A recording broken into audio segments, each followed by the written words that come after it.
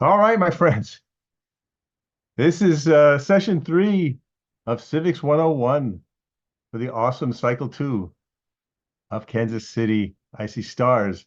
Our musical selection today was Change Gonna Come by Sam Cooke, suggested by Braxton. Braxton, can you tell us why you picked that song and what does it say to you?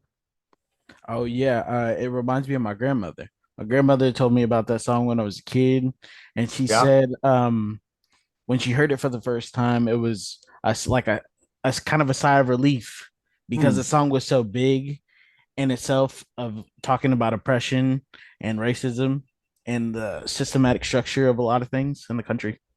Wow. That's great. Yeah, it still sounds fresh to me. Um, and it speaks of gonna come. It's like it's close, getting closer, maybe. I don't know. Sometimes it feels like it's around the Still, corner. You know still a what I little mean? further away. Yeah. Moving further away. Well, the change came to America yesterday as for the first time, a former president of the United States was found guilty of 34 felony counts. So we have a very strange civic situation in America where Um, in all likelihood, the nominee for the Republican Party will be a convicted felon. So we are in a very strange situation indeed. And sadly, we just don't have time to go down that path, or we won't get to our subject matter. But again, um, let's see. Today, Brandon, Roger, and Ashanafe will be doing meetings with me. So if this is things you want to talk about, yeah, let's chat. Um, you're all scheduled later, and the rest of you, you have the link. So if you wish to do that, please go ahead. All right. Okay. Let's get to the presentation over here. All right.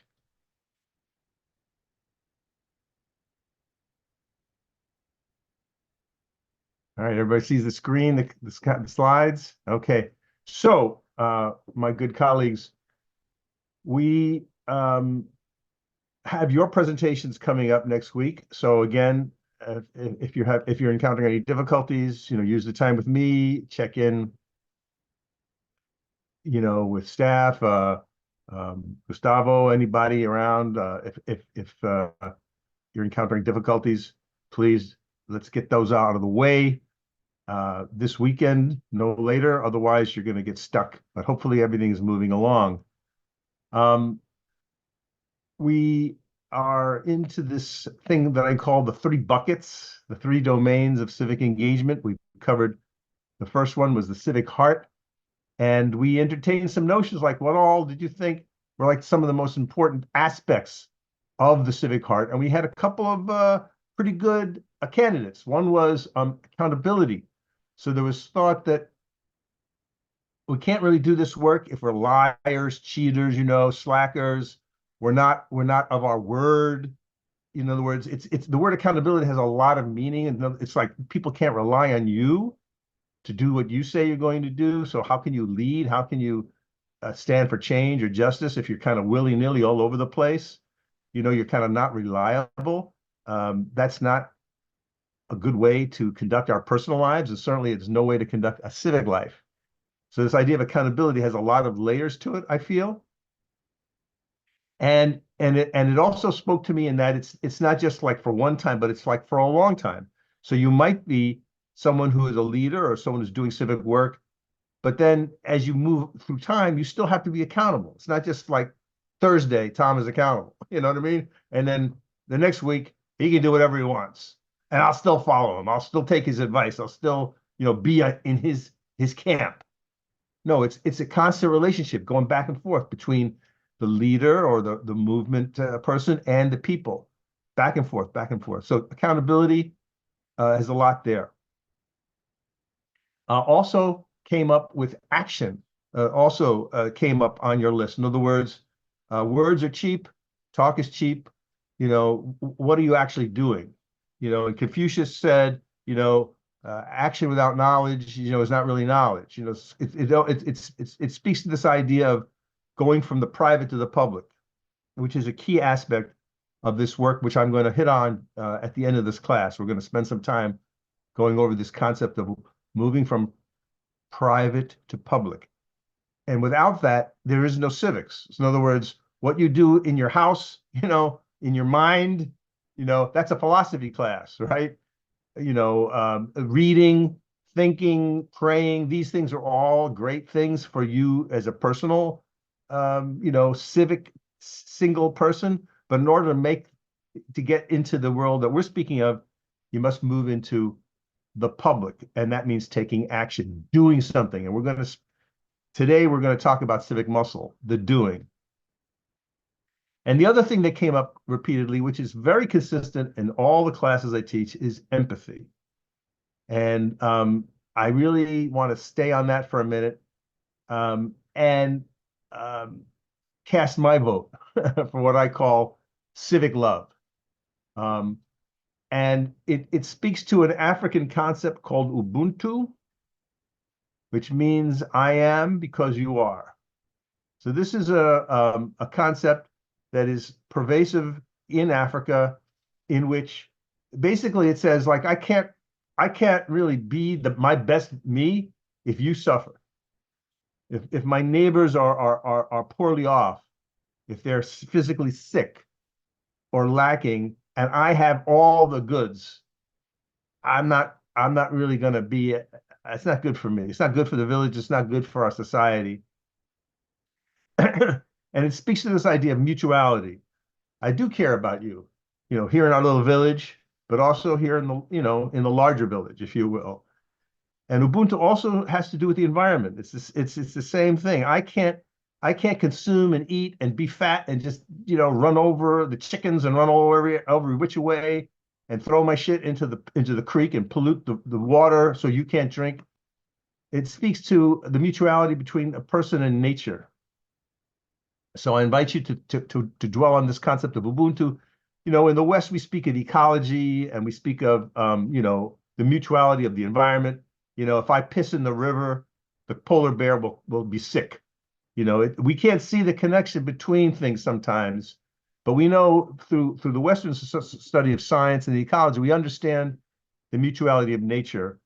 But in other societies, um, um, not just African societies, but Aboriginal societies and many societies around the world, there is that concept of let's call it mutuality, and of which Ubuntu is a flavor.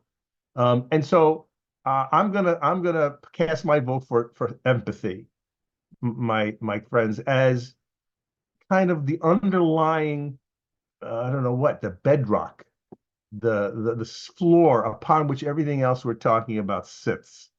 So again, this is kind of me reflecting on my experience, but also now doing this with I don't know, uh, I've lost track, 30 cycles, and I feel this is the kind of person who comes into IC Stars, the kind of organization that IC Stars is. I just see a lot of empathy every which way.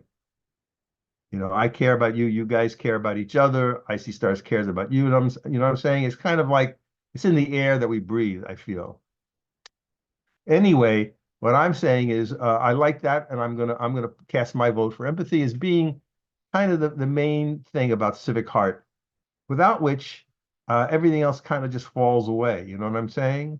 Um, if we don't care about each other, then I'm not gonna. Who cares who I vote for or what? I'm not going to go to the volunteer. I'm not going to really think about all these things that we're asking you to think about, unless and if you really give a hoot about your neighbors. About people who are not related to you, people maybe you don't even know, but but we're saying this mystery of civic love is at the heart of our work. And again, I can't make you love someone. I can't make you be kind. I can't make you be generous, right? I can only model. I can only suggest. We can tell stories. We can learn from each other. You know what I'm saying? And I'm hoping that, because we are all in IC Stars together, we kind of share that, I believe, that bond. So I'm going to just assert that for me, this idea of civic love, Ubuntu, empathy is at the heart of the work. All right.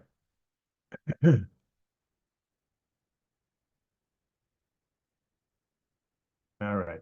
And so, as I say on the slide, empathy and civic love are critical.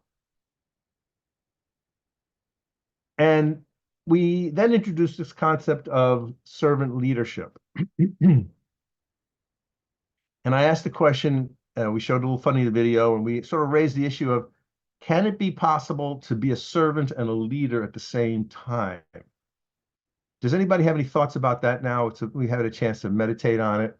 Um, we shared some of we only had a chance to share a few examples of who you thought were leaders, but I'm interested in hearing now if you've had a chance to marinate and think about that. Can it be possible to be a leader and a servant at the same time? Yes. Please say more. Um, I believe that you can serve both roles because sometimes as being a leader, you gotta put yourself in a place of the people that you're leading. How will you know who you're leading if you don't know what the reason you're leading for? Put yourself in the place of the people. Okay. And how do I put myself in, how do I, what does that look like, potentially? Well, I could look at it like if it's pretty much like our burning issue. We can use that as an example. If we don't have a burning issue of something that we want solved, how do we know how to go about getting it solved? So someone has to be that leader to be able to utilize that voice for the voiceless. Ah, voice for the voiceless. I like that. Cool. All right. Other thoughts about this idea of leading and serving? So to add on to what Roger said, yeah, you can be a leader and a servant. So we were just kind of talking about these people earlier. I'm gonna use like Martin Luther King and Malcolm X for my example. But still to add on to what he said, Martin Luther King and Malcolm X were both leaders, but they were servants of their people. They knew what the problem was. They were because they were black. The problem affected them. So it was a problem in their community. They served their people, but they had to be leaders. They had to be the one in front. They were leaders. They were the cause for the change, but they did it for their people. They served their people through leading. Okay. And we know that through Martin Luther King's work and Brother Malcolm's work, there's all kinds of programs. There was food programs, there was literacy programs, there was reading and other kinds of programs that were built, kind of as they went about their business. They were looking for change and a revolutionary change, legislative change. I mean, they were moving for specific goals, but at the same time, they were doing all this other stuff that sometimes you don't read about. Like the Black Panthers had, the first free lunch program. So now, this is 40, 50 years later, children get free food in schools like we don't even think about it. But the truth of that is that started by a bunch of Black revolutionary men and women, in Detroit and New York, so forth, other urban centers who said, our children need X, Y, and Z. Oh, go ahead, Shine. Go ahead. I didn't see you. Go ahead. So it's gonna I don't know what your religious like I grew up in a Christian background, and one of the lessons I've been taught growing up is that you can't be a leader without being a servant.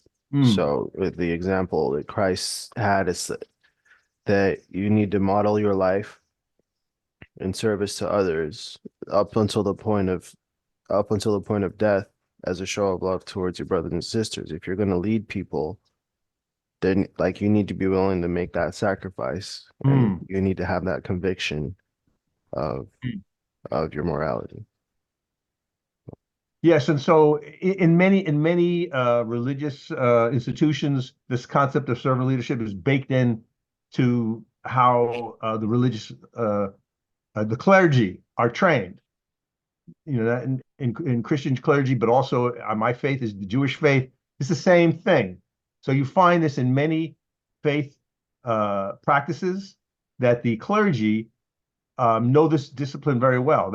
They're sometimes seen as shepherds. That's a word that you often see in different religious practices.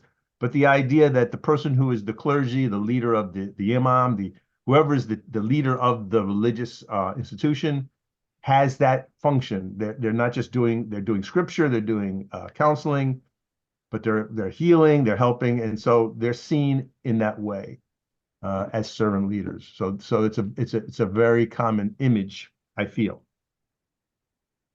So basically, I think we're kind of in agreement. I don't see anybody disagreeing. Does anyone else want to add any other thoughts about this idea of serving and leading? How does it show up at Icy Stars, might I ask?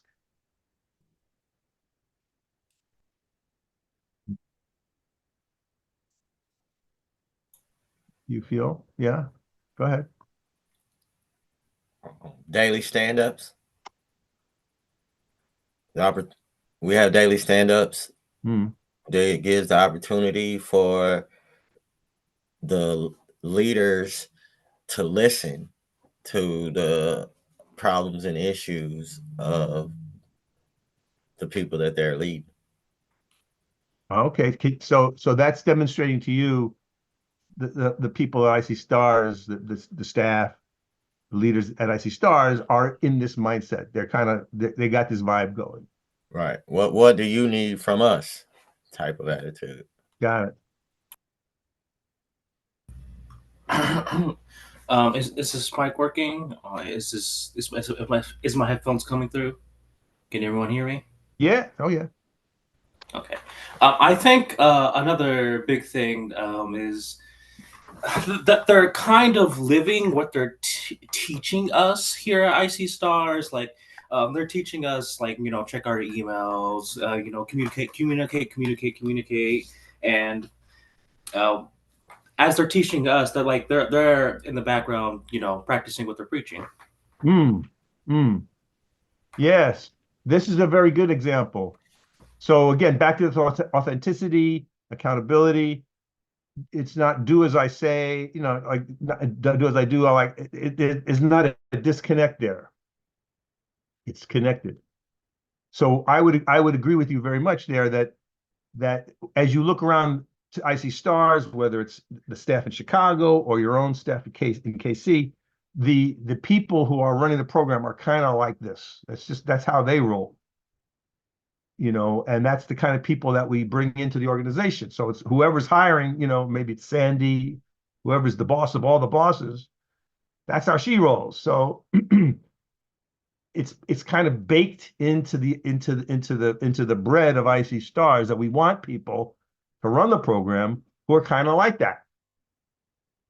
So we want them to teach. We got a lot of things to be taught. There's a lot of knowledge about coding, and there's a lot of hard knowledge, but there's also what you might call soft skills or emotional intelligence or other kinds of things that IC Stars would like you all to live and embrace, not just being a successful technologist, a successful supervisor or wherever your career path is going to take you, but as a human being, we want you to lead and be this great person who is able to lead and serve at the same time.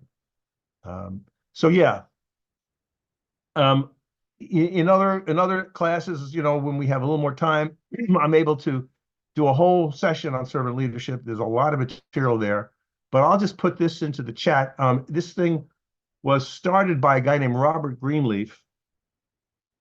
Oh, I don't know, maybe 50 years ago. So I'll just put this URL into the chat. This is the Greenleaf Center. So if you click on that URL, you go there and you can see quite a lot of information. There's publications that you can purchase or even just download that goes a little deeper into the concept. basically, Mr. Greenleaf worked for, this is going to sound weird, he worked for AT&T. And he was given an assignment, oh, I don't know, in the early mid-60s or something like that, to find out. I mean, AT&T at this point was the phone company. This was before there was Verizon, and there was only one company. There were giants. And he was tasked with visiting the different business units around the planet. They were all over the world, to discover why some units of business were so much better and outperforming other units. Why was the North American unit better than the European unit? But what was going on in South America that seemed to be outperforming everybody? So he would visit these different business centers and just kind of observe, like an anthropologist or something, like just watching, like a reporter. What was the style of the various vice presidents and different people leading all these different business units? And he found that the places that succeeded the most had leaders in place who he identified in this way as servant leaders. And he observed their behaviors and how they managed their people. And that's kind of what sparked him in his thinking. And so the main quote that I put on the board would be this: the servant leader is a servant first. It begins with the natural feeling that one wants to serve. The natural feeling. You're back to the civic heart again. We can't get away from it. You're either that kind of person who wants to help and be of service, be of use. You may not know exactly how, right? So if you think back 30 years ago or more, Sandy Kessler was pissed off by the lack of color and representation in the technology field, which was blowing up, right? Did she know exactly how to do it, right? No. But she knew she needed to attack this problem, and she put together a team, and they had some ideas. They tested them out. If you go all the way back to cycle one, how was it for them? You'd have some interesting questions. Is it the same curriculum today as it was in cycle one? We're in cycle 55, right? In Chicago? Obviously not. The world of technology has changed. People have changed. The times have changed. They've learned a lot about how people learn, right? So the path that Sandy and her colleagues walked to get from that day to this, and now it's a big operation, right? And with, multiple cities. But putting all that aside, it started with Sandy and her colleagues' aspiration to serve. It's like, I don't know how I'm going to deal with this problem, God damn it, but I'm going to do it. I'm going to throw myself at it. And Sandy, as a young Black woman, did she know? I mean, was it a likely choice to her to solve this problem? If in all honesty, if you went back 30 years and you asked the Sandy of 30 years ago, did she have 100% confidence? No, but she threw herself into it. She was smart. She picked on, I thought, a wise path of tackling this world of training and technology and figuring it out, getting good people to her side. And here we are all these years later. But all I'm saying is all that started with her and her colleagues' natural desire that she needed to serve. Something needed to be done. And that's the mystery of this work. You know what I'm saying? There could have been 1,000 people who are just as pissed off as Sandy was about the state of technology, diversity, you know what I'm saying? People of color in these very growing, burgeoning fields back in the day. But those 991 folk just kind of went about their business. But there were a few who said, no, I'm gonna put my stake in the ground and we're gonna solve this, gosh darn it. I'm not sure how to do it, but we're gonna get it done. And sometimes that's called making the path by walking it. That's also something that I believe in. And it is a feature of these kinds of leaders. It requires a little bit of courage, I feel. Again, we talked about that. Okay, so you get the sense of this idea of servant leadership is I think it's very consistent. I don't think it requires much more explanation than that. And I'll put this on the screen right now. this again is a useful way to think about what I would call, the traditional leadership models that we often talk about and encounter versus the one that we're speaking of here. So traditional leaders seek leadership as a rank, to obtain something. You advance up the food chain and you get more power, you get more wealth, right? You get more goodies. And many people go that path. And if you're in the military, obviously we talked about this before, the captain gives the orders to the sergeant, not the other way around. The traditional leader uses power and control to drive performance. The traditional leader measures success through output. And the traditional leader is this one speaking and sometimes believes it's all about them. It's all about the me, traditionally speaking. The servant leader, on the other hand, seeks leadership as an opportunity to serve others. We just made that point pretty clearly. The servant leader shares power and control to drive engagement. So it's a little flatter, you know what I'm saying? It's more listening. The servant leader measures success through growth and development. Isn't that what's happening at IC Stars? Right? And I kind of asked you sort of tongue in cheek, what was the product at IC Stars? And you answered, I thought, right away and astutely, that you're the product, but that the real product is really more democracy and justice for America. How does that fit on a balance sheet? If I'm Nike, I sell 1 million pairs of sneakers. That's a balance sheet. I can tell you exactly how much we made, per sneaker. It's all figured out. If I want to make more money, I raise the price of the sneaker. Pretty simple. Or I fire a bunch of people, so instead of having 100 people to make the sneakers, I got 80 people. And I make the 80 people work harder, but I don't pay them anymore. So that's how the for-profit world works, but that's not how we do things here at IC Stars or in other organizations like it. And again, the servant leader is a big listener. We mentioned this several times. How does one have empathy? How do you know what the people need? You go into the community. I think Roger was saying you go in the community, you see what the problem is. You're looking, you're observing, but you're also listening. You're asking people, you're collecting data in those ways. So listening might be a shorthand for collecting relevant data on the ground. I'm listening with my ears, but I'm also listening through, collecting data and through observing with my eyes, And lastly, the servant leader understands that this is not about them. They are merely the agent by which all this is happening.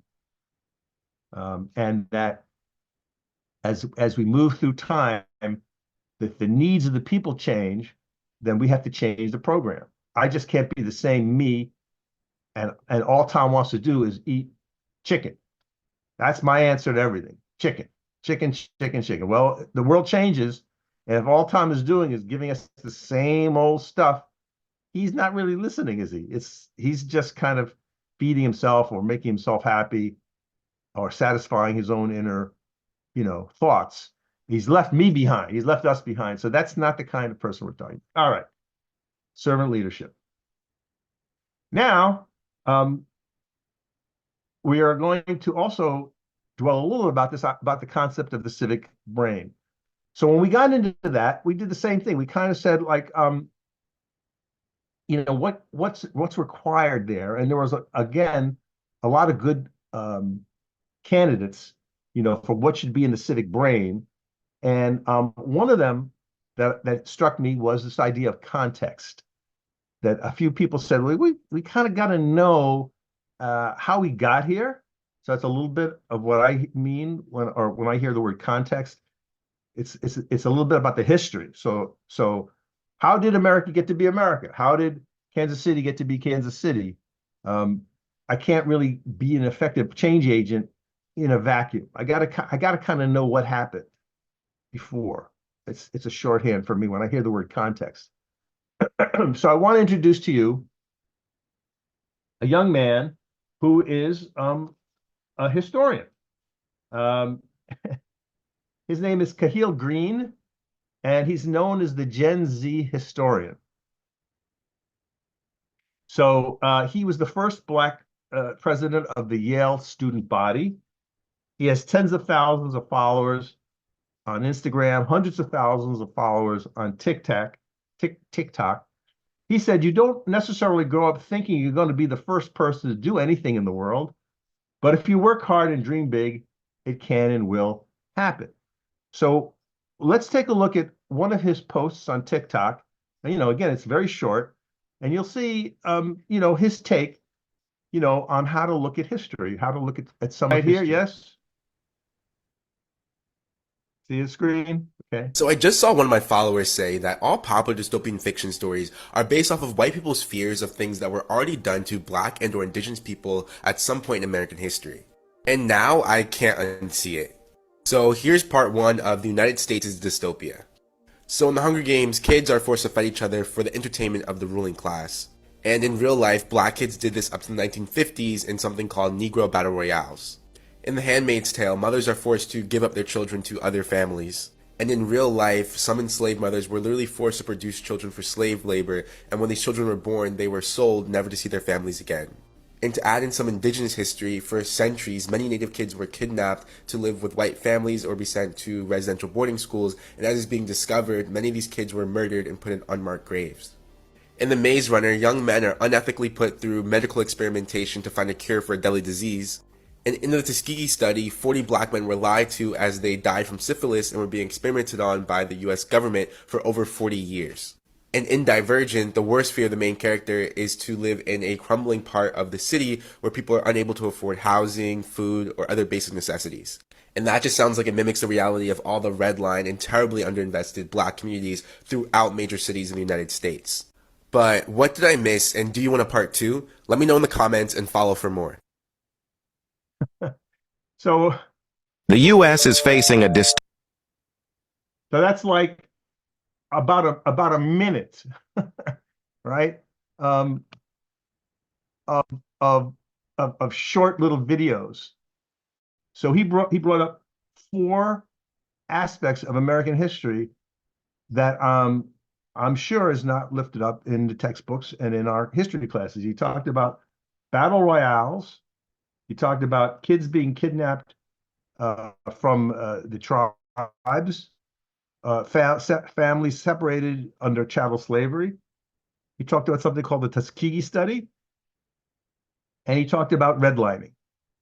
So each of those you could spend a whole day, or you could spend your career studying each one of those areas. But he crammed it all in and invites you to look it up. If you hadn't heard of one of those things, you could go online and check it out. So that's Mr. Green,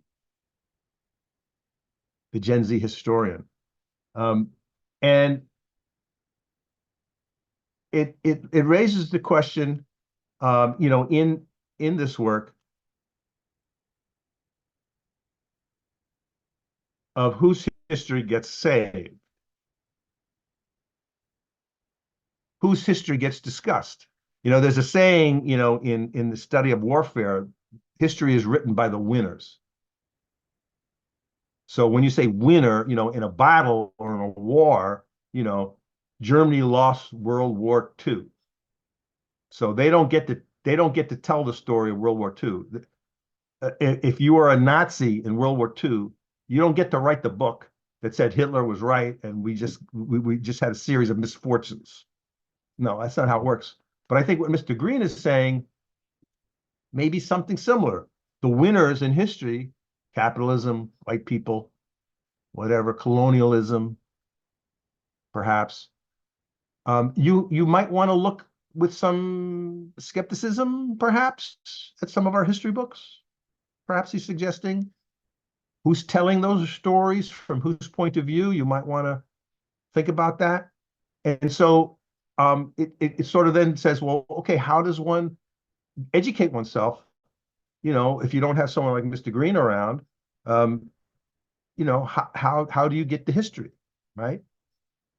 So any thoughts about Mr. Green and this idea of context and telling stories, in order to be have a good civic brain?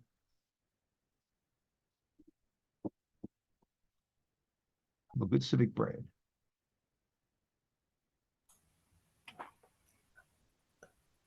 No, I just like the idea. As I agree 100%, and we all. He's also getting into like we got to scrutinize what we taking in. We got to Hmm. vet everything. Hmm. Oh, okay, I like that. What'd you take in? In other words, be a little skeptical. And so I used to teach a class called Who's Lying to You Now? On media literacy and critical thinking. And I think in some classes, I think someone actually said this in one of your breakout groups, critical thinking was something that you thought was relevant. And so you can sort of see the connection to the call for critical thinking and what you just said about be a little skeptical, vet what comes across your plate. Just don't accept it 100% because you saw it in the newspapers or online, for example. Please do not accept what you see online without asking some serious questions. So one way to guard against that, or let's say fortify yourself, is to look to other sources for the news. So, for example, in the Tresser household, we subscribe to the Guardian, which is an English UK paper. It's very, very well thought of, and they're very critical of America. So they don't accept some of the things that go on here without severe scrutiny. So it's the Guardian. We subscribe to, I guess you could say, maybe progressive publications like The Progressive, like The Nation, In These Times, Mother Jones. I think you guys have gotten the magazine Yes. Did you get those? So Yes is a magazine I really like a lot. It's a very social justicey, deeply informed publication, and you'll see that each issue focuses on a different subject. So it could be food, could be land, you know what I'm saying? Could be health. The issue that I sent to you is all on social justice, so all the topics revolve around that. But they find people in the community who are doing that work, and they tend to interview them and do stories about them. Again, these are things you're not going to necessarily read about in the local newspaper. These people are not going to be covered, you know what I'm saying, by Channel 5 News, in Kansas City or in Louisville. Those people are just not going to show up, if you will, on that news radar. And so their stories obviously need to be told. So in a publication like Yes, that's all they do is tell the stories of those kinds of grassroots warriors doing very good and I would say innovative work.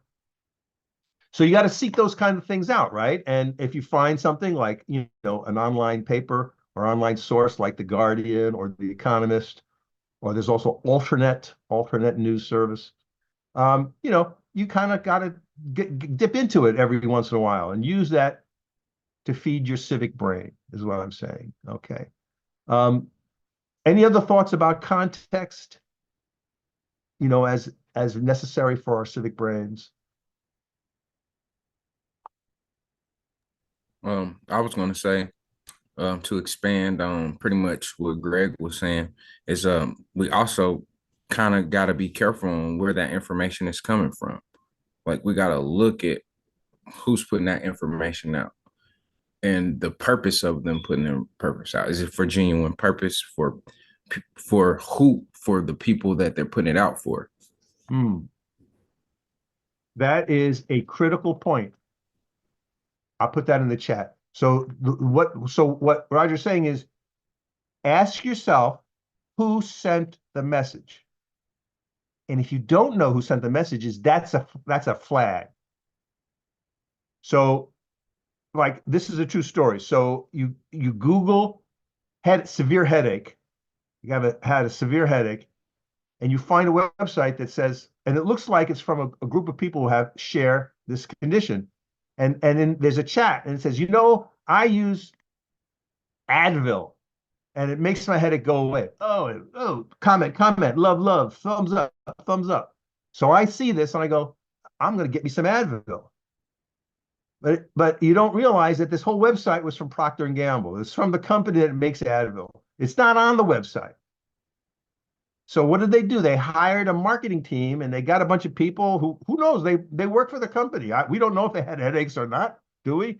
But it's out there, and that kind of stuff is so prevalent. It sounds funny that I'm even mentioning it.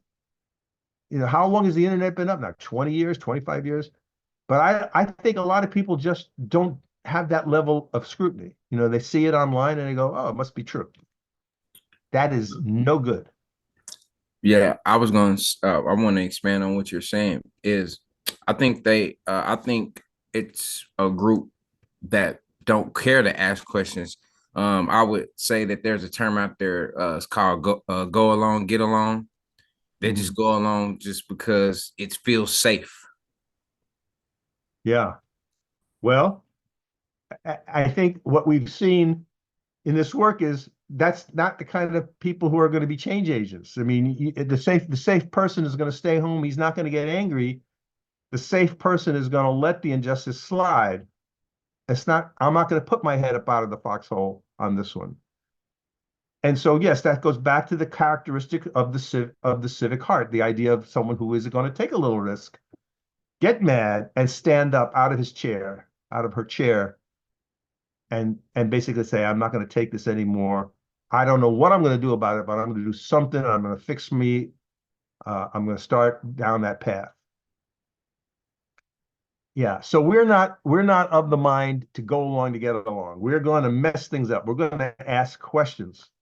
And that's uncomfortable. You know, when you ask questions, when you raise your hand in a crowded room and go, excuse me, wait a minute, and you start to say why, or, you know, you start to question, people are looking at you like, who the hell is that guy? You know? So yeah, sometimes to ask questions and to cause a little, what's called civic friction is definitely a little uncomfortable. And people sometimes raise their eyebrows at you for asking a question, or for being the one who says no, or who just says, wait a minute, hold on, I think we need to reassess. Yes, we are not going along to get along. Absolutely not. We are going along to change things, to make things better. And you'll thank me later. You know, right now you may think me irritating. You may think me a nuisance. You may think me an asshole. You may have all kinds of thoughts. Ah, God, there's Tom again, slowing us down, making me uncomfortable, asking these questions about this, that, and the other thing. Ugh, you know, what a drag.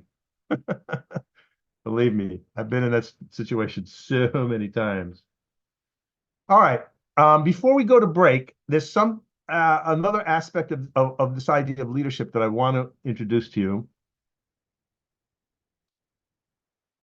And it's kind of the other side of the story.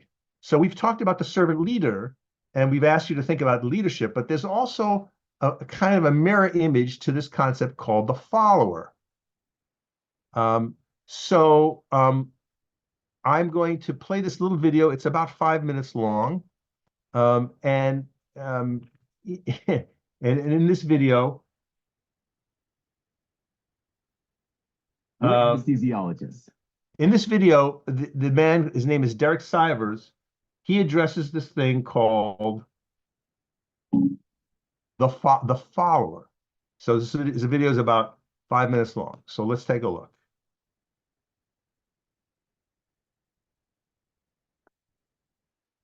You see the video?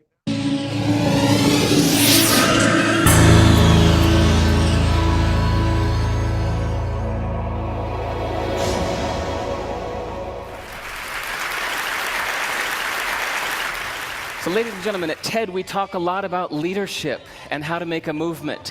So let's watch a movement happen, start to finish, in under 3 minutes and dissect some lessons from it. First, of course, you know, a leader needs the guts to stand out and be ridiculed. But what he's doing is so easy to follow. So here's his first follower with a crucial role. He's going to show everyone else how to follow. Now notice that the leader embraces him as an equal. So now it's not about the leader anymore, it's about them, plural. Now there he is calling to his friends. Now if you notice that the first follower is actually an underestimated form of leadership in itself. It takes guts to stand out like that. The first follower is what transforms a lone nut into a leader.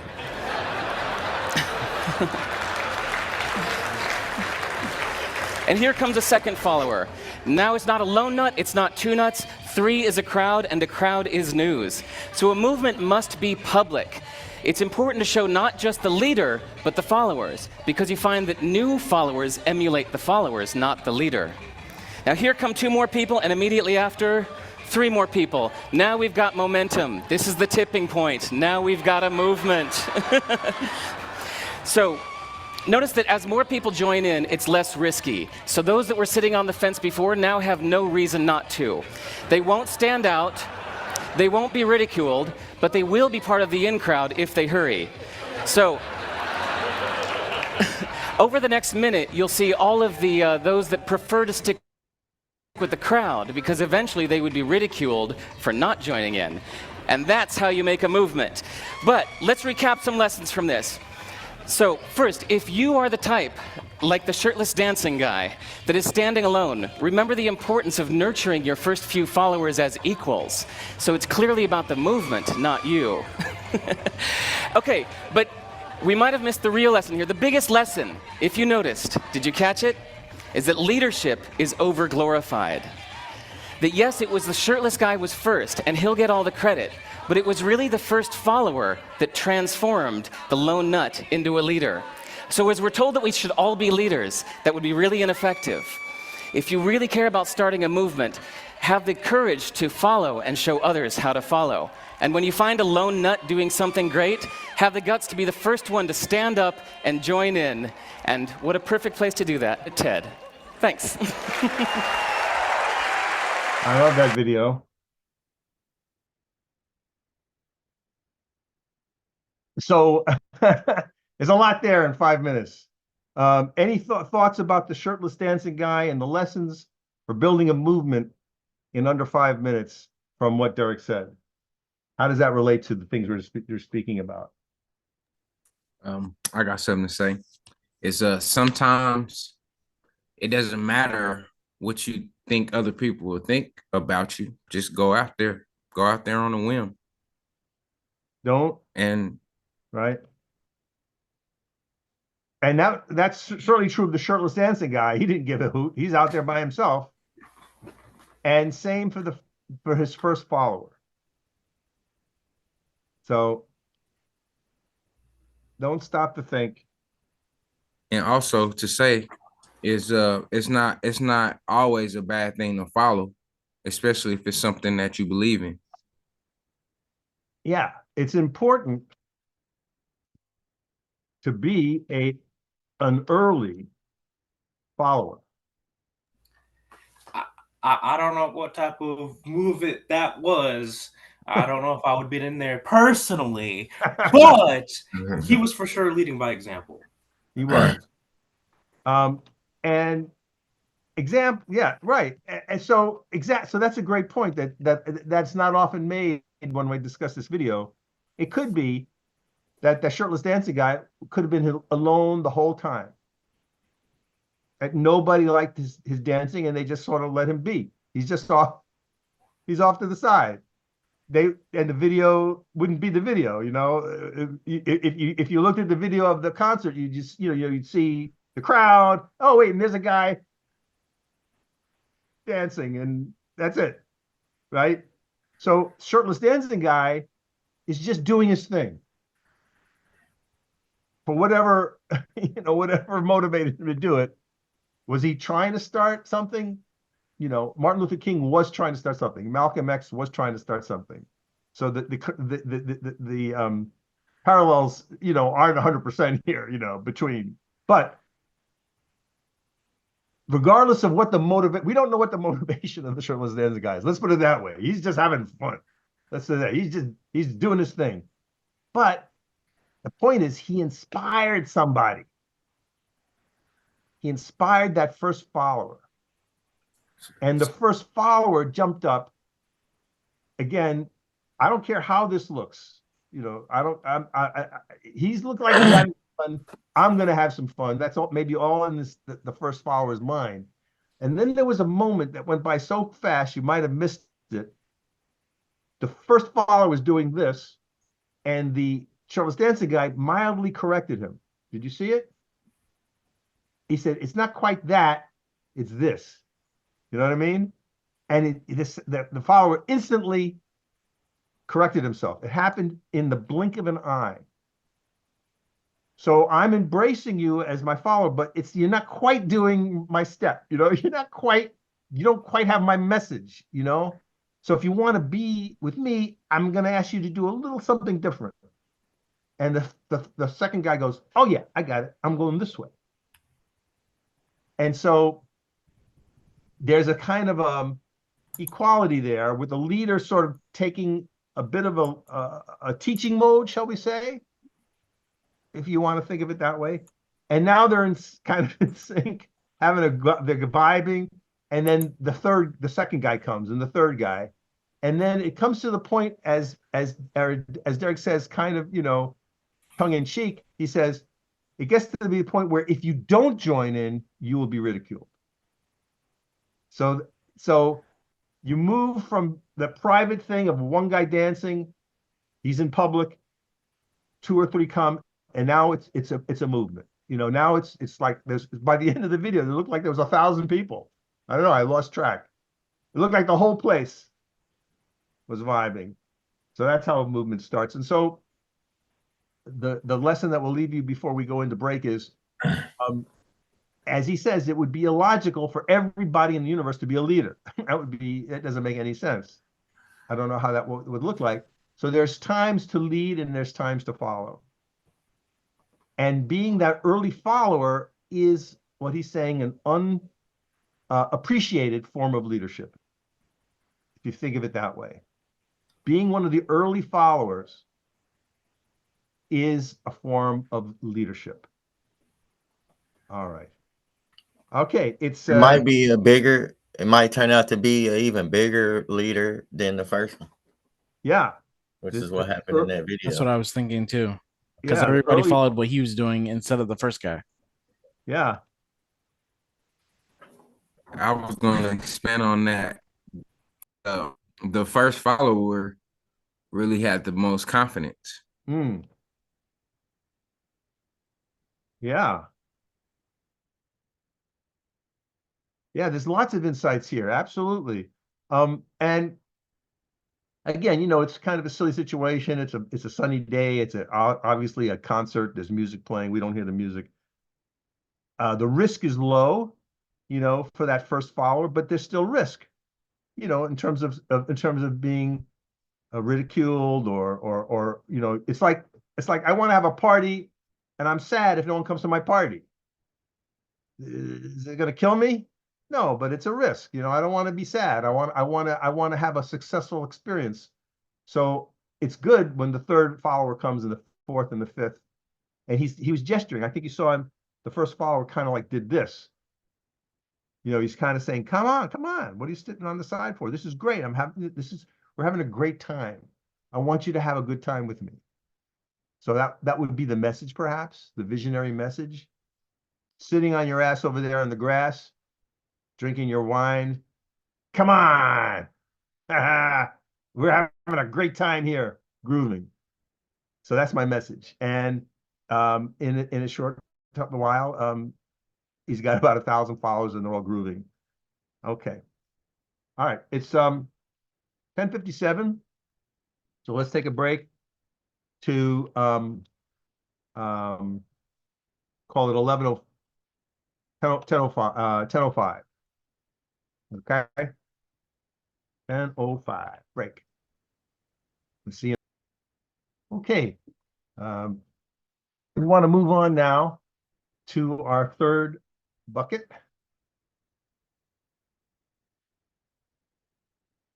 So we've talked about the civic heart, and we mentioned how that's sort of the underpinning of this whole conversation of civics, social justice. What's in your civic heart is the most important thing to start this whole conversation. Then we switch to the civic brain. What should be up there? What kind of knowledge and skills, kind of context you ought to have as you engage in this work. And now for the muscle, the civic muscle. So we're going to go into our small groups, 4 small groups of 2 people each for 10 minutes. And it's the same jive, the same dance. We're going to ask you to think about the kinds of activities, civic activities that should be under your belt civic things that you should have done or can do, ought to do, civic accomplishments, things that you might have to build or run. Again, action oriented in your thinking. Okay. And we're going to have a Jamboard as before. So here I'll put the URL into the chat, and we'll ask each of the groups to do the same thing, with the keeping your notes in the Civic Jamboard. Here it is. And I'll post that again once you're in the small groups. Okay. Again, action, activities, accomplishments, things that you should be able to do. And you may want to remind yourself of the poll that you took as if you're trying to think of specifics. Just remember the poll that you took back when we started the class together. All right, 10 minutes, here we go.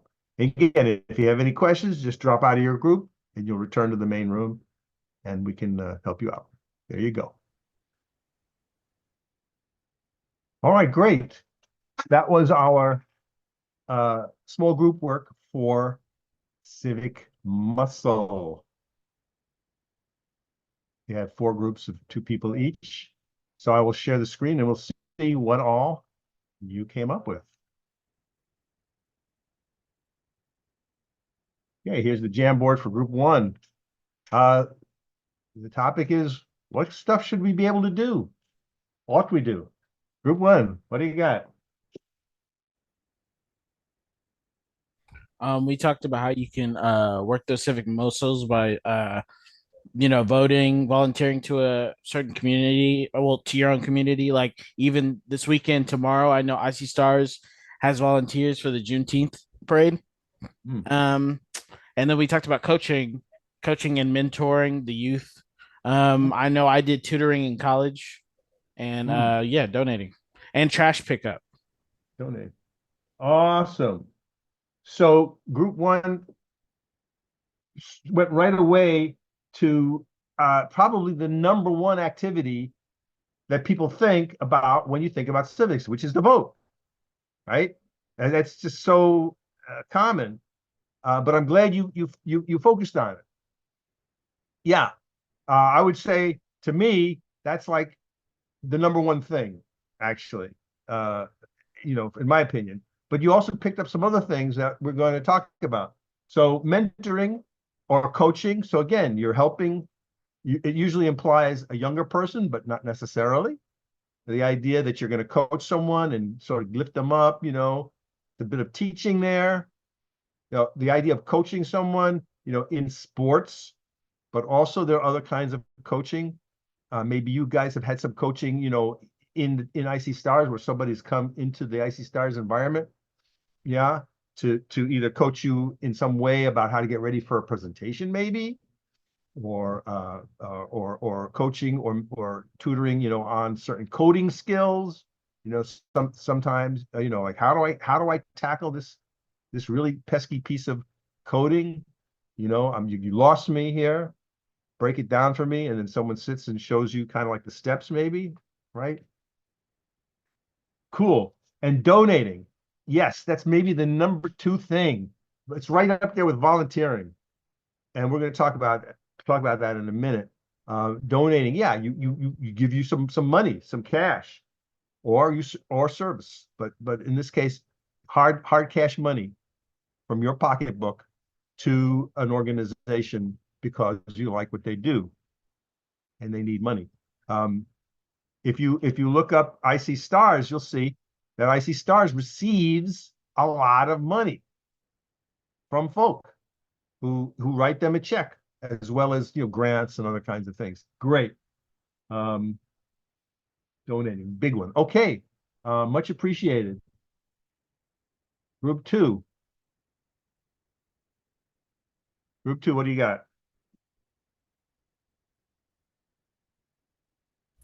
So, basically, to summarize the entire thing, what we said, and just a common thing among them, it's all about action. We touched on a little bit about the heart, but like everything about the muscle is just doing practicing what you preach, going out there and being an example for others, just doing any form of action that will hopefully progress what you're fighting for and whatever thing you believe in. So again, just I don't want to beat a dead horse, but it's all about action, and everything on here is action. Right. So there's one community meetings. So has anyone ever led a community meeting? No. So that's a skill. That's a thing. I mean, if you're ever in a situation when you're trying to bring people to a meeting, and how do you get them to the meeting? You know, do you put out a flyer, email? So say for example, there was a vacant lot, you know, in your community that's full of trash, you know, and an old car body. It's really an eyesore, and you just had enough, and you decide, I'm going to organize some effort to clean that gosh darn lot up. So you can imagine maybe going to your local church or passing some flyers out, or maybe sitting in that lot one Saturday with the music playing, and people kind of go, what's going on here? You know, and you go, you know, I'm tired of looking at this lot, so I want to have a meeting over by my house, whatever. Here's a flyer, come by, we're gonna have some pizza and beer, or whatever. You know how you got to use your imagination, right? And now you got 5 or 6 people go, you know what? You're right. That lot, I'm tired of looking at this lot. Let's do something about it. So now you're organizing that meeting, and you got to decide a lot of things like who's going to talk. You can see how it might roll. Okay, that's work. That's work. What else? What else you got there? Being a guide for others. Say some more about that. You want to take that one, Brandon? All right. Being a guide for others, you know, again, tying back to the action piece, like being a guide to others. So, like going to that video where that guy was dancing, it really takes when he was teaching other people. That's a good sign of action because you might be fighting for a certain cause, but if it's just you and if it's only you that believes in that cause, then I don't think it will stretch that far. And when you teach others who have the same belief how to fight for what they believe in and what you believe in, it can become something bigger and it'll reach further. So there's a key word that you use there, to teach. And again, that is a skill. So the people who are coming before you to teach you, whether it's coding or how to do an app or how to even write a resume, I mean, that's teaching, yeah? And I'm trying to teach you. So, you know, I have some experience and skill in this. And over the years, hopefully I got better at it, right? Right. So I'm interested in teaching. I love to teach. And if I suck at it, I'm going to find out pretty fast. You know what I mean? Sandy or others who run the program say, Tom, this ain't working. You know, it's just not jiving with us. So I get feedback, you know, from Gustavo and in the other program managers after we do our work. I mean, you're giving me feedback real time, obviously, right? So to be a teacher, you know, in our civic space, sometimes you can take a class and learn how to teach, and sometimes it's like, again, making the path by walking it, and you get better as time goes by. But yeah, if you suck as a teacher, we're not going to get very far. You know, again, the point was made in the shirtless in the video. Even though it went by fast, the first shirtless dancing guy was a bit of a teacher, showing the others how to do it, and then the other followers kind of like, you know, it ripples down, so that when people joined later, they were far away from the shirtless dancing guy. They couldn't see him, right? But because everybody was in sync, kind of doing, they were all teaching each other, if you can think of it that way. But it started with those first core. So yeah, this idea of coaching and teaching and spreading the knowledge is huge. Absolutely. Okay, let's see group 3. Group 3.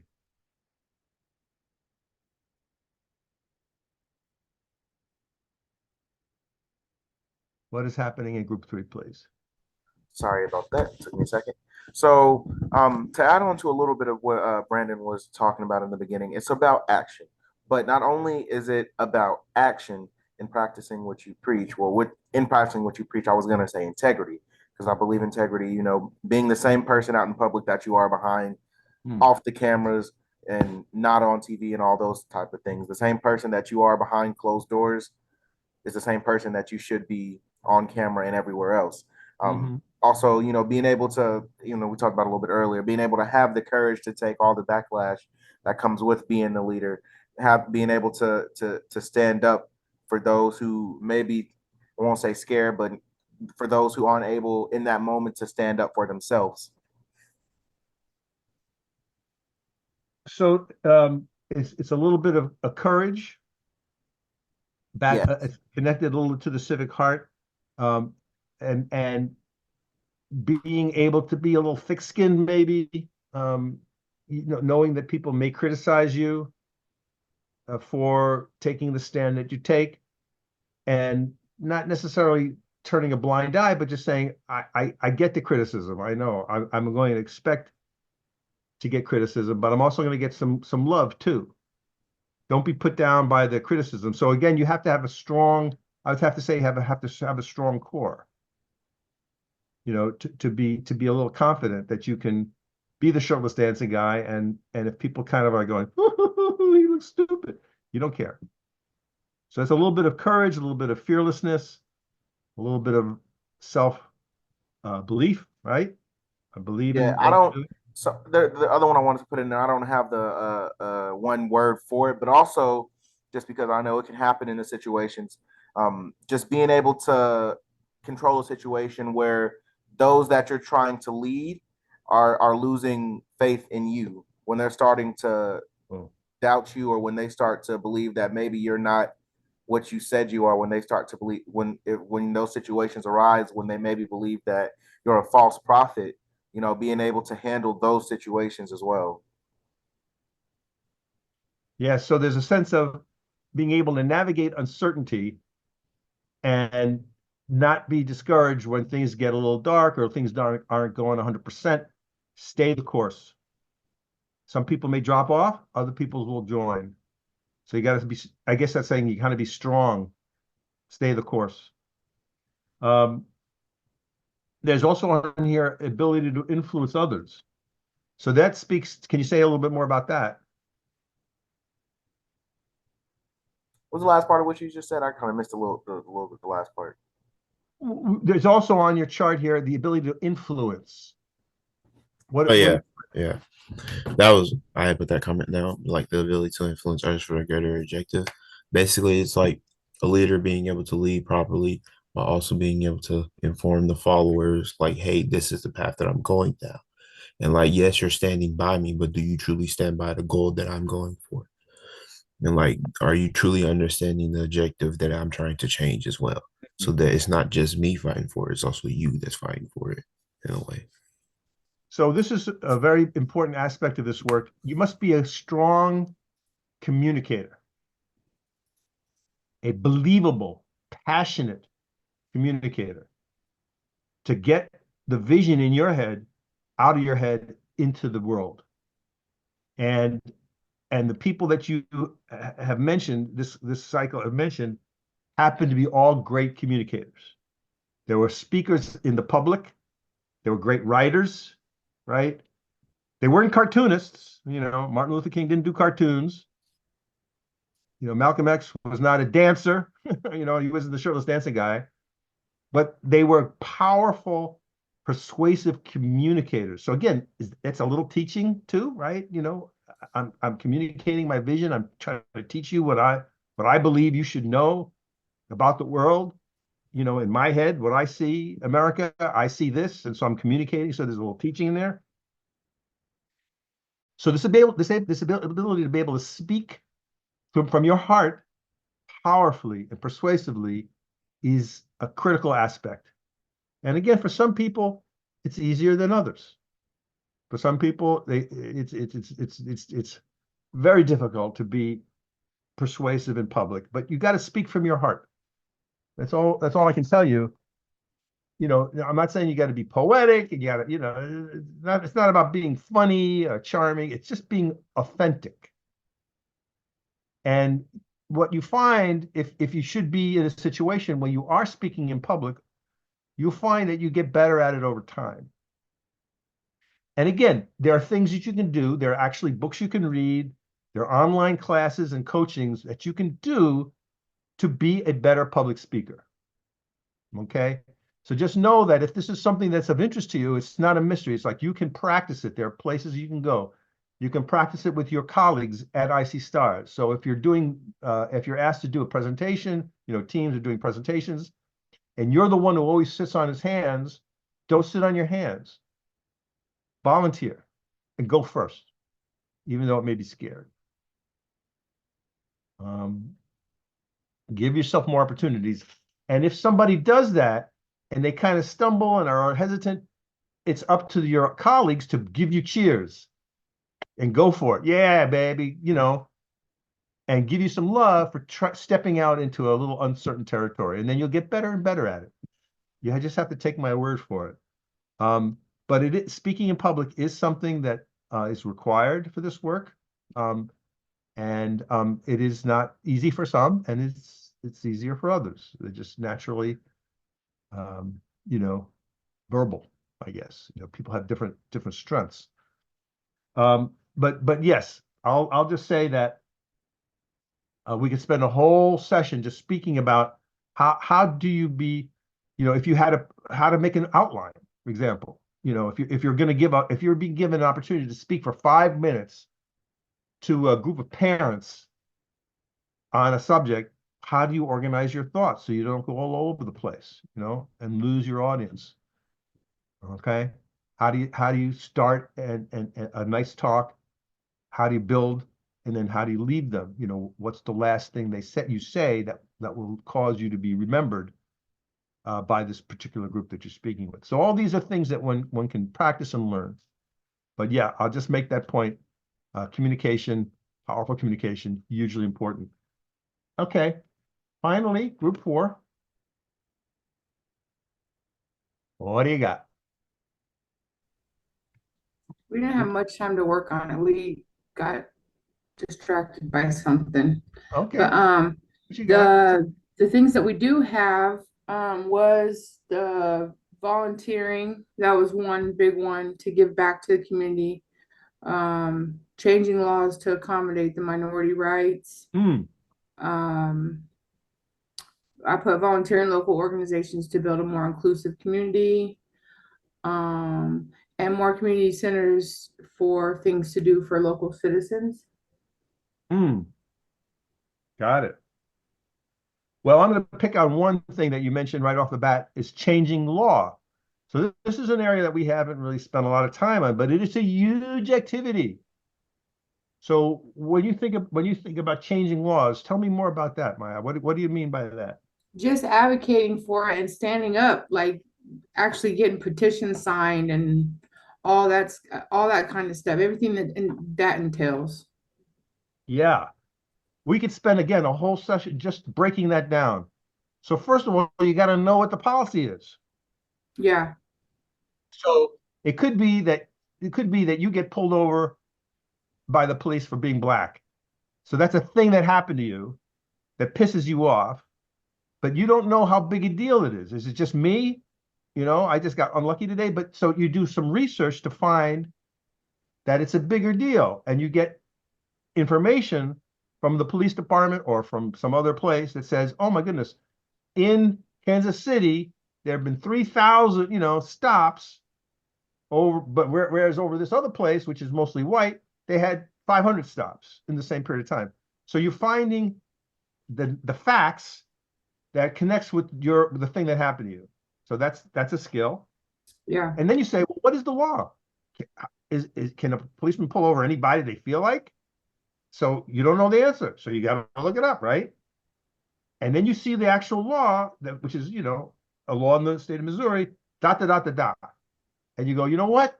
That law don't make any sense. We need to change that law. So that's your focus.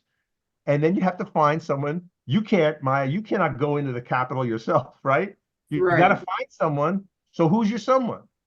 You got to know who your representative is. Right. So I live in Kansas City, or I live in the east side of town, or wherever I live. Who's my representative? And how do I meet her?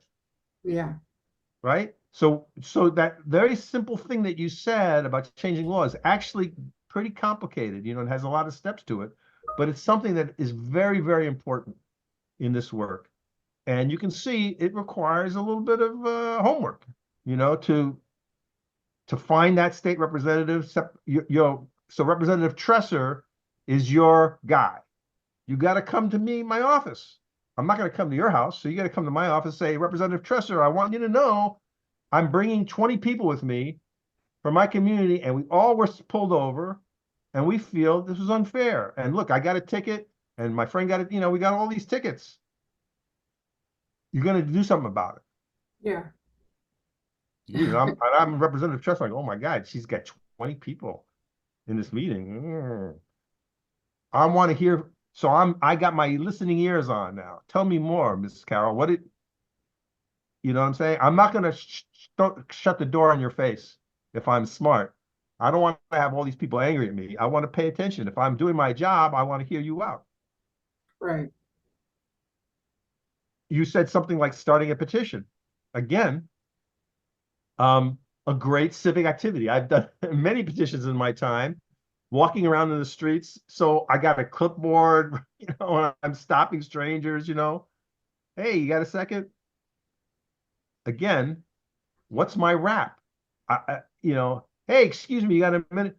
Were you ever stopped by a policeman and you felt it was unfair? What was that? What did you say? And so I'm engaging a stranger in this conversation over this injustice, and the next thing you know, we're like deep talking.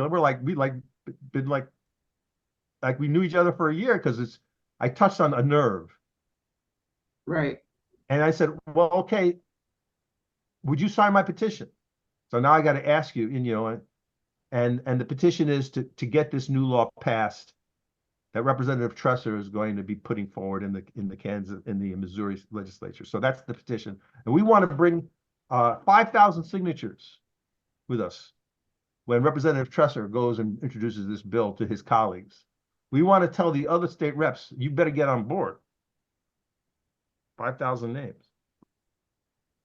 Hugely important aspect of civic life. Anything else you guys want to add about any of this stuff? I see be vocal.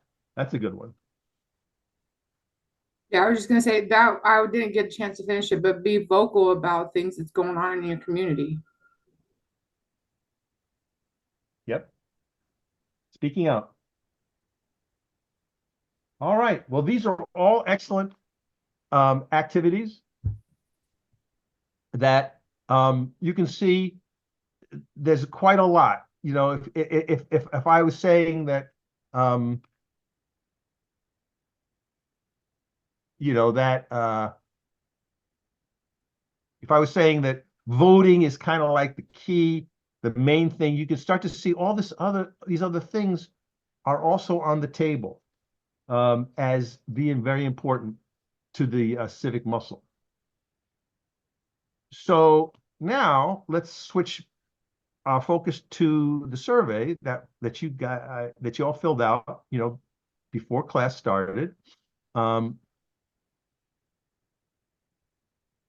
And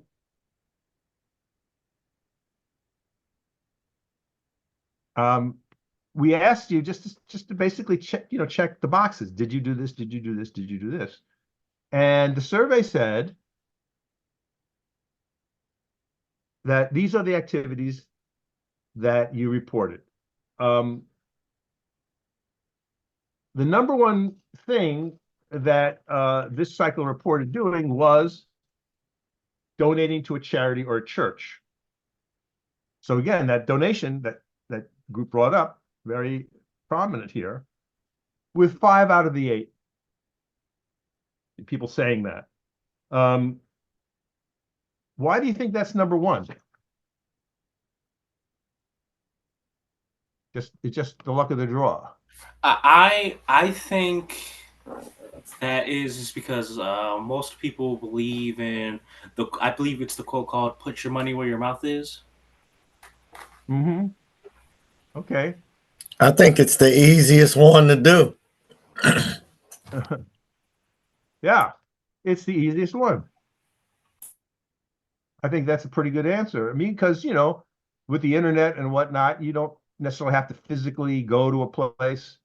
I mean, if you happen to be in church and they pass the plate, you drop it, you drop some money in the plate. But you get an email or maybe a physical letter, and you can write a check, or if you have a credit card, you can easily click on that link, and in a matter of minutes, really, if you so desire, can give a donation. Sometimes, like the Salvation Army, around Christmas time, they got the guys ringing the bells. I mean, it's just you take a couple of coins and put them in the pot. It takes like a second. The number two was voting, and that was 4 of 8. So that was a surprise, my friends. I thought usually voting is right up there, but only 50% of this cycle reported voting. So what's going on there, do you think?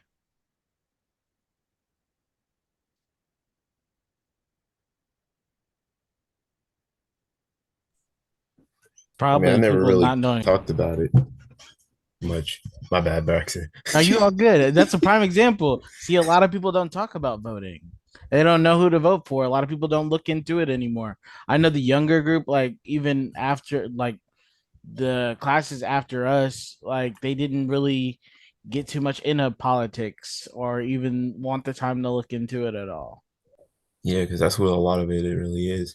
And then half the time, it just seems like we don't.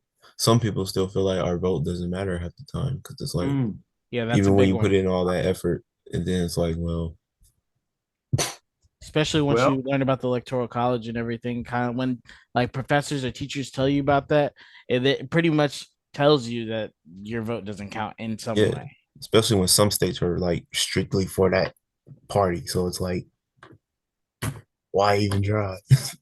Exactly. right. So when people are asked, they usually say a few things like along those lines, like, well, I don't know who to vote for. So it's a mystery, which kind of saying the other side of that is like, I would waste my vote. If you force me to vote and I don't know who to vote for, I'm just going to pull a button. It's just stupid. So I'm not going to vote because I don't know who to vote for. It's almost like a cyclical argument.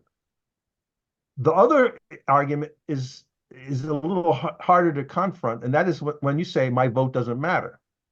So that's someone who could very well know who they might want to vote for. It's uncertain, but the dominant emotion is cynicism. I may know who to vote for. I may very well have a choice. I just don't think it matters. So why should I vote? And so the logic could be, I know the other guy's going to win, or my guy's is an underdog and doesn't have a chance. There could be a lot of reasons why someone, or I've seen people lose. I follow elections and I see all the guys I like lose, so I just don't want to be a loser. I mean, what I'm saying, there's a lot to that feeling of cynicism. I wanted to Do say you feel your something. vote matters? Go ahead. Okay, so what I wanted to say is, I think sometimes people think federal instead of looking at into their local community government, because if you can't change where you're living at, then you can't change it nationally. And I think that people need to be more involved in their local government like knowing who their aldermen are, knowing who their governors, their mayors, and all the local people in office first, because they're the ones that actually take it national. You know, like your Senate, your representatives. Yeah, so there's a saying that all politics is local, and I agree that that I personally that's where I focus my own civic work. Actually, Roger, is all local. I very rarely get involved in a senatorial race. I feel for my limited energy, I'm better served trying to figure out the mayor's race here in Chicago or an alderman's race. So I get very involved in these local issues, helping people, you know, at that level. I absolutely agree. So we have some issues on the table. We have the issue of I don't know who to vote for. So the only way to overcome that is get knowledge. Again, there's no escape. You got to do your homework. If there's an election coming up in Kansas City, and I don't know actually if there is or not, and there will be one sooner than later. I mean, if it's not one in 2024, there'll be one in 2025, guaranteed. So for sure, you're going to have elections for the Congress. You know, whoever's representing Congress in Kansas City, that is going to happen this year. I don't know when the mayor's race is. Sometimes it's an even year, sometimes it's an odd year, but it's going to happen. So there'll be someone running for mayor of Kansas City. There's going to be someone running for the state representative of where you guys, the address for IC Stars, Kansas City. Whoever is the state rep is going to run, you know, in 2024. The state senator, maybe or maybe not. They're staggered. Obviously, there's a presidential race in 2024, and we know who the candidates are going to be, and so on. I don't know if there's a governor's race in Missouri, but again, these are things that you should know. It shouldn't be. You should know, as a matter of course, where you live. In this case, in the Kansas City area, you should know all those questions. In the elections for 2024, these are the candidates: president, governor, yes or no; United States Senate, yes or no; Congress, for sure, every 2 years, guaranteed. And then should there be a municipal election? And then, what do you think of these guys? You got to look at their website.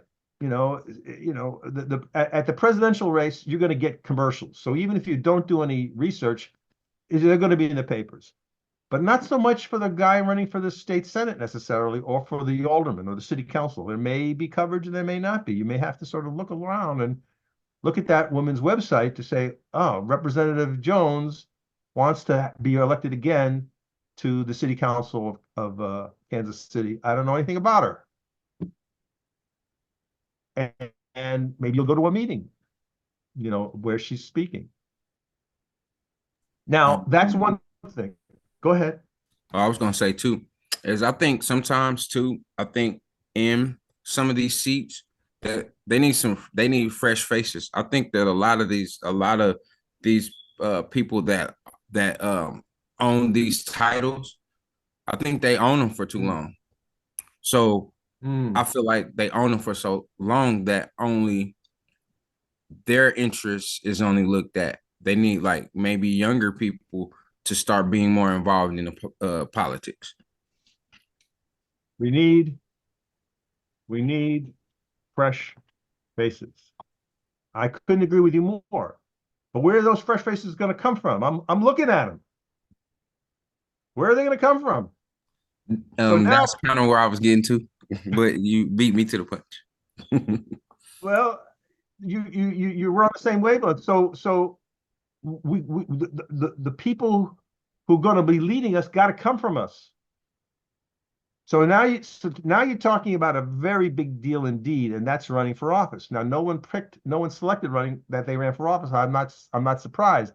But 10 years from today, should we all get back together again for a drink, I'm going to hope for a different story. I'm going to hope that one of y'all did run for office. It could be for school board, right? It could be for the library board. It could be for a city council seat. Maybe you stay in Kansas City. Maybe you move to other parts of the world. Again, it's not for everybody. And also, if you can help someone run. So, you know, you don't have to be the candidate, but you can be a helper. You can be a manager. You can be someone who raises money. You know what I'm saying? If you're a good graffiti artist or a good cartoonist or you're a good writer or someone who's good with graphics, you can make a flyer. You know what I'm saying? You can add your skills. Brandon.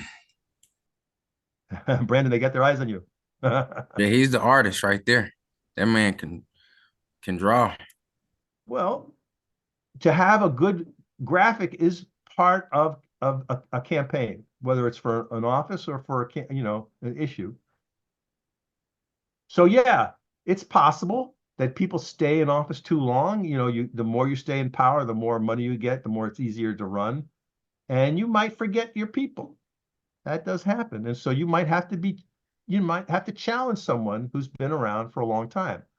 You know, Barack Obama was a young United States senator, and people thought, well, who the hell is this guy to run president? He hasn't served his time. He hasn't paid his dues. You know, and he felt the time is right. I'm ready. He didn't ask anybody's permission. It was a long shot, I got to tell you.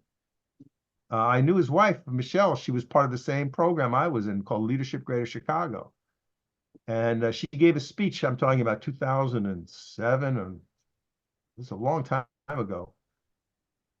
And her husband was a senator. And there was talk about him running, and there was saying like, well, this guy's too young. He's black, yeah, but he's kind of too young. He hasn't paid his dues. It was that kind of talk.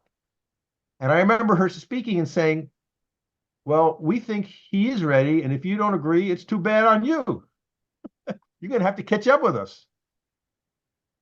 I remember her saying that. So I question, what are these dues, and who gives the people the right to say that these dues, like, yeah, who gives them, who has the right to say that, hey, you have to pay these dues? What are these dues, and why did how are they able to choose the dues? Well, it's just the people in power. I mean, you know, if you've been around long enough, you have the power. I mean, it's just your weight.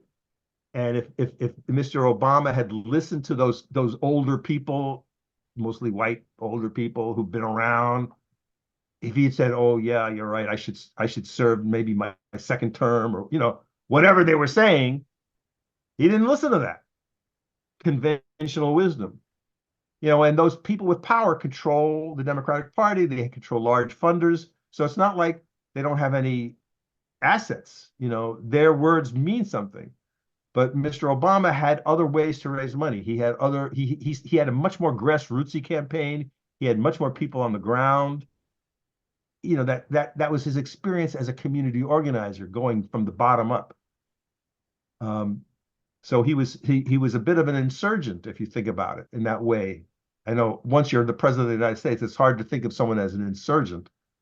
But in those early days, he was definitely an underdog. There were other people who were kind of lining up to run who had much more experience, if you will.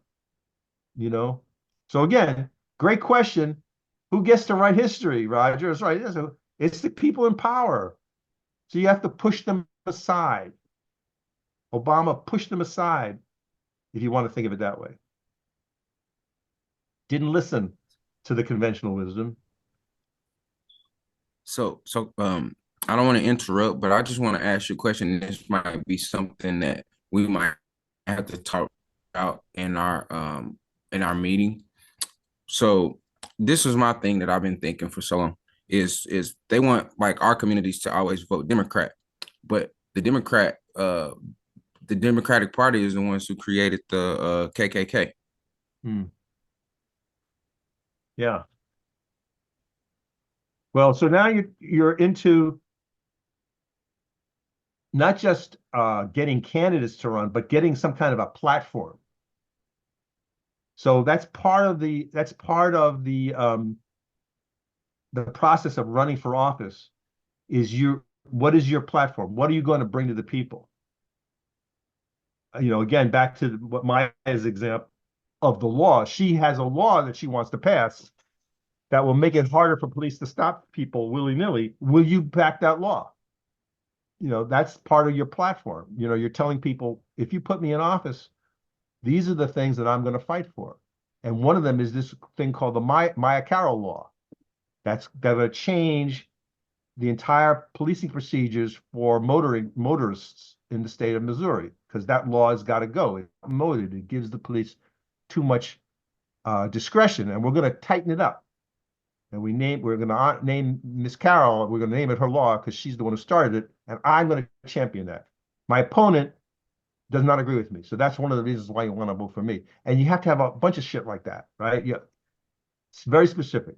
Not just I'm a good guy, I'm a listener, I'm a coach down the Little League. Yeah, all that's great, but give me some meat, give me some concrete things, Roger. Well, if you're elected as a city councilman, be specific.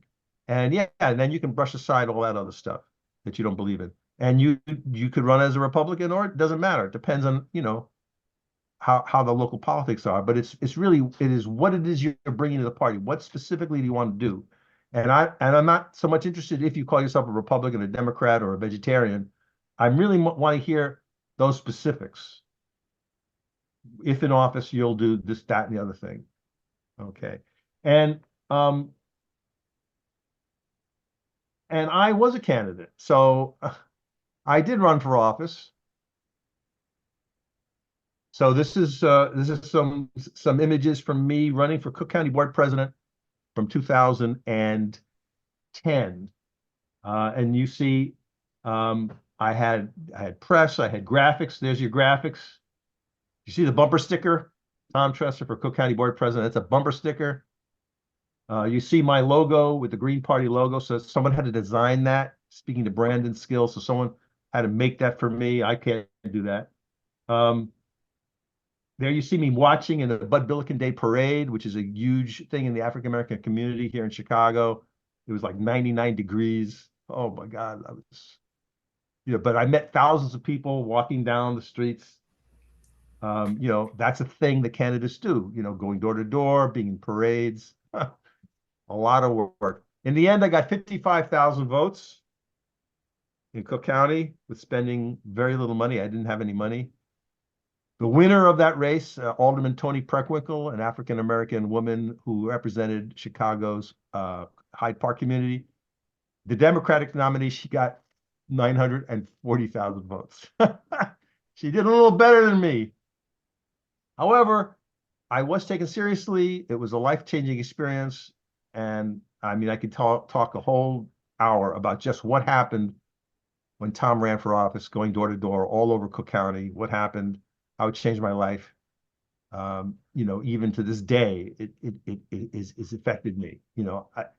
I'm known, part of how I'm able to do my work in this area is because all those days, 14 years ago, I ran for office and, kind of made a name for myself. So again, it's a big deal. Not for everybody, but I'll put it this way. It's for more people than we think it's for, or who themselves think. Let's put it that way. There's more people who should be running for office who themselves think, "Oh, I'm never going to run. I can't run. Who am I to run?" No. More people who look like you all in this class right now need to be in office and take themselves seriously. Absolutely. All right. Finally, I did mention I wanted to briefly talk about, I think we're going to go maybe a few minutes over if that's okay. This idea of going from public to private. So I'm going to put something into the chat right now. And I want you to download it. So you'll see it in the chat. It's a PDF called The Activist Life Cycle. So if you would, grab it, save it to your desktop, and print it out. So you see the line through the middle of the paper. That's the distinction from going from private to public. So you'll see where there's a big red X. That's something happens to you. And it's an insult to your life, to your experience, or an inspiration. But something happens. And all this is in private. And you'll see across the top, there are kind of steps. And the first step is awareness. So we can't be civically engaged if we're asleep or not connected. So the first thing that happens is we're aware. And in the example of being stopped for driving while being black, that's a thing that happens to you, and I'll call that an insult. That could make you mad. But in our example, you then have to do research. How many people have been stopped? Is this a big deal? Is it just me?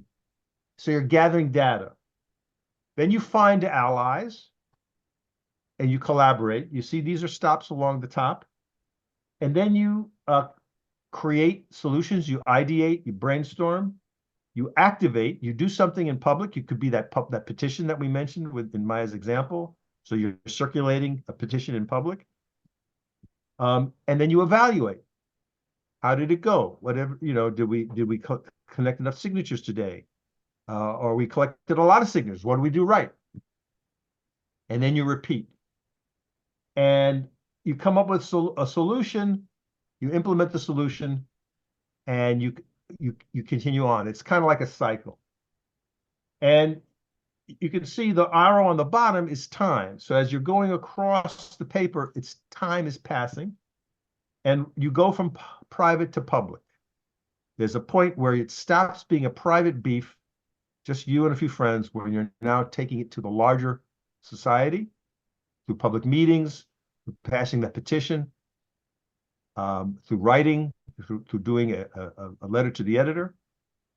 And the roles that you can play in this work are indicated in red. You can follow. So you're not the leader of this effort, but you're a willing participant. You can be a helper. So again, in the example, Brandon writes me a flyer, makes me a flyer.